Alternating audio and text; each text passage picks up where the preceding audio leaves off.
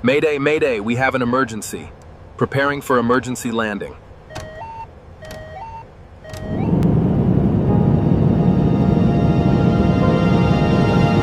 Inside the cockpit, two men had just heard a sound every pilot dreads, a violent series of thuds, followed by silence. In less than 4 minutes, a routine flight would become one of the greatest feats of aviation in history. And whether everyone lived or died would depend on a single decision that almost no one expected. The flight had begun like thousands before it.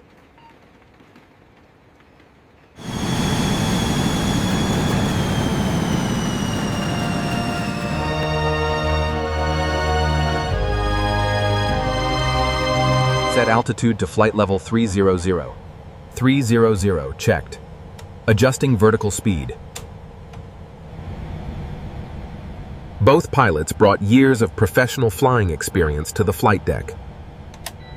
As the captain maintained focus on flying the aircraft, the first officer worked rapidly through the emergency engine restart checklist. There was still hope. In some situations, a damaged engine may respond to a carefully executed restart attempt. Fuel. Ignition. Checklist after checklist. Nothing.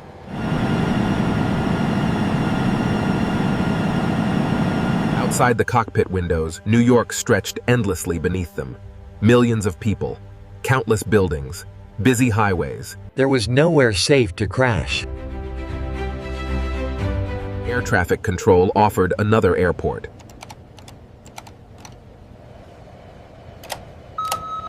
Confirming a nearby airport option. For a brief moment, a nearby airport appeared to be within reach. The flight crew carefully evaluated every available option. Maybe they could make it. While options were being discussed, the captain was already assessing whether the aircraft had enough altitude and energy to safely reach any runway. Every change in direction reduced the aircraft's remaining energy. Every passing second narrowed the range of available options. The focus was no longer on finding the ideal landing site. It was on choosing the safest option still within reach. Moments later, the captain made a calm and decisive radio transmission that clearly communicated the situation. Unable to proceed with that option, requesting an alternative. Preparing for an emergency landing on the river. Maintaining control. That brief transmission marked a decisive turning point, committing the crew to their safest remaining course of action. No commercial airliner had ever intentionally landed on New York's Hudson River with everyone surviving.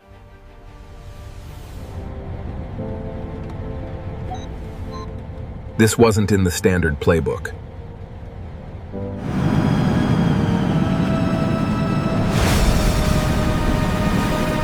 Hit the water too fast, and the aircraft could break apart. Too slow, and it could stall before reaching the river. There was almost no margin for error. Back inside the cabin, passengers finally realized this wasn't a normal emergency.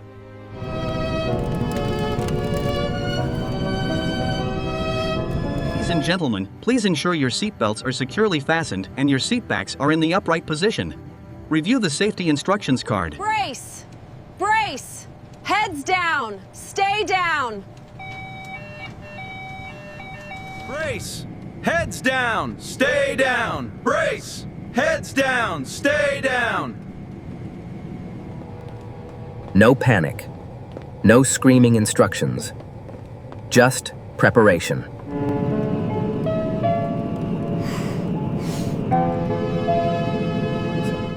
Some quietly sent text messages to loved ones.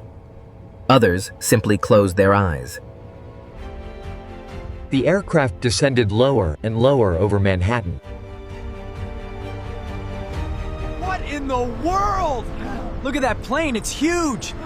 It's flying way too low. What struck witnesses first was the silence.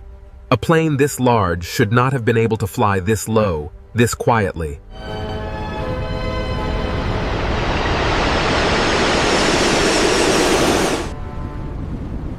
No one yet understood they were about to witness aviation history.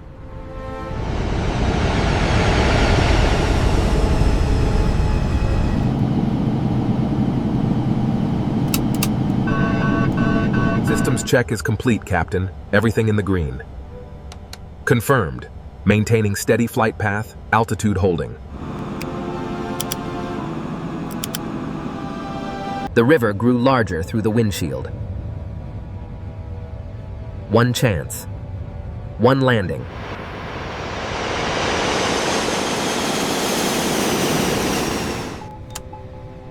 Then came the moment that would define Captain's career forever. Besorphaneted. He carefully adjusted the aircraft's nose. Too steep. Disaster. Too shallow. Disaster. He had to touch the water at precisely the right attitude while maintaining enough speed to remain controllable. At 3:31 p.m., the aircraft struck the Hudson River. Brace, brace, brace! Oh God, we hit the water! Hold on tight, everyone! But something remarkable happened. The airplane stayed together. It skipped across the surface before slowing to a stop. Then came another danger. The aircraft was floating, but only barely. We're sinking! Cold water immediately rushed into the damaged fuselage. The temperature of the Hudson was just above freezing. It's freezing! Water flooded the cabin floor. Move to the exits. Help me! I've got you. Keep moving. Leave everything. Step onto the wing. One at a time. Keep moving. There was no pushing, no stampede, only controlled urgency. Survivors stood packed together on the wings, surrounded by freezing water and winter air. Stay together! Hold on! Many had left everything behind. Coats, phones, shoes.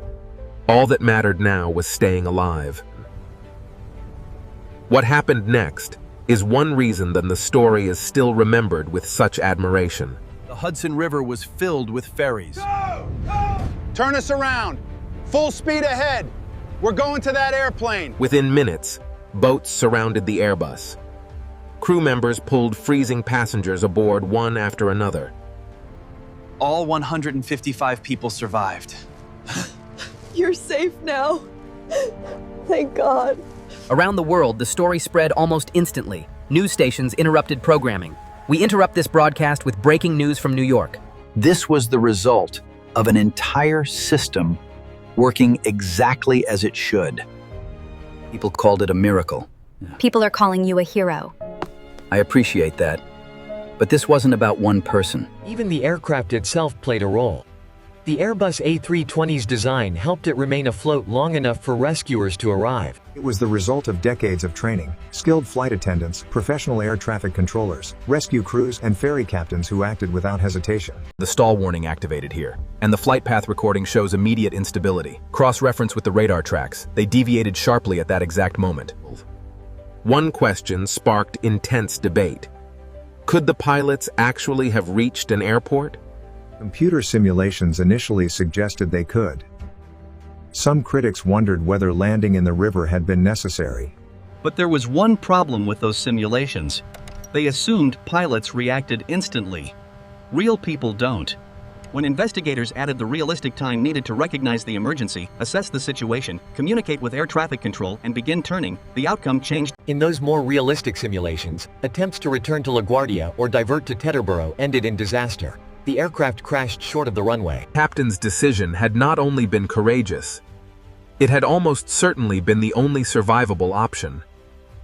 The entire emergency lasted about 3.5 minutes. 3.5 minutes to reject multiple options. 3.5 minutes to save 155 lives. Most people spend longer deciding what to order at a restaurant. Captain had to decide where an airliner without engines would come to rest. Years later, passengers still speak about that afternoon with remarkable clarity, not because they remember fear, but because they remember calm. A captain whose voice never cracked. A crew that never stopped working. And 155 people got a second chance at life.